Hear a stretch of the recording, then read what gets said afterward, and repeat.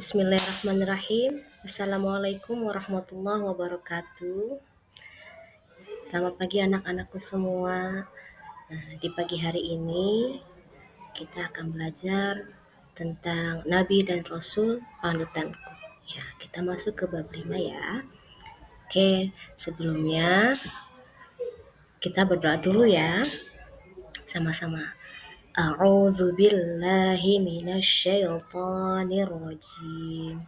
Bismillahirrahmanirrahim.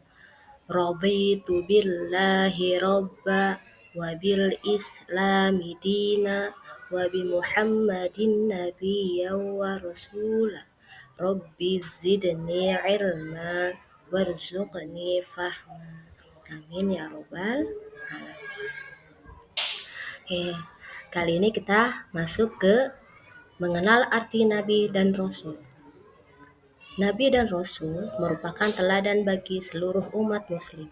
Sebagai umat muslim yang baik, kita perlu mencontoh dan mengikuti ajaran dan kebiasaan Nabi dan Rasul supaya mendapatkan pahala. Apa sih arti Nabi? Di sini Ibu jelaskan. Nabi menurut bahasa adalah orang yang menyampaikan kabar dan peringatan atau orang yang diberitakan atau yang menerima. Sedangkan istilah Nabi adalah seseorang yang menerima wahyu dari Allah untuk menjalankan syariat agama. Sekarang masuk ke arti Rasul. Rasul menurut bahasa adalah utusan yang dikirim oleh Allah untuk suatu tugas. Sedangkan menurut istilah, Rasul adalah seseorang yang diutus oleh Allah dalam menerima wahyu sesuai syariat Islam dan ditugaskan untuk menyampaikan kepada seluruh umat manusia. Perbedaan Nabi dan Rasul diantaranya satu, Nabi diutus oleh Allah dan mendapatkan wahyu hanya untuk dirinya sendiri.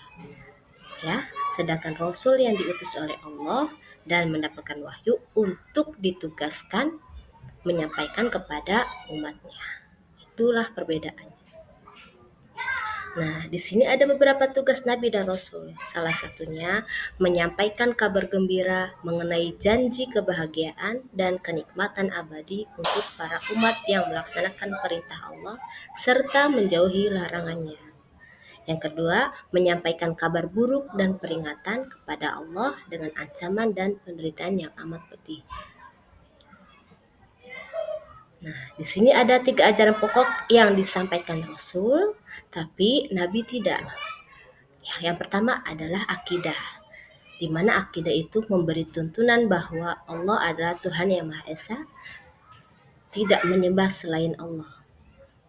Yang kedua, syariat, mengajarkan umat untuk meninggalkan segala larangannya dan menjalankan aturannya. Yang ketiga, tentang akhlak, di mana akhlak mengajarkan tentang sikap mulia dan berbuat kebaikan. Mukjizat Nabi dan Rasul. Apa tuh mukjizat? Mukjizat adalah sesuatu yang diberikan oleh Allah kepada orang terpilih. Karena mukjizat merupakan keadaan yang luar biasa sehingga tidak bisa dijangkau oleh pikiran manusia. Nah, dari beberapa mukjizat para nabi, di antaranya ada Nabi Ismail. Apa mukjizatnya? Salah satunya selamat dari penyembelihan atas perintah Allah dan atas izin Allah.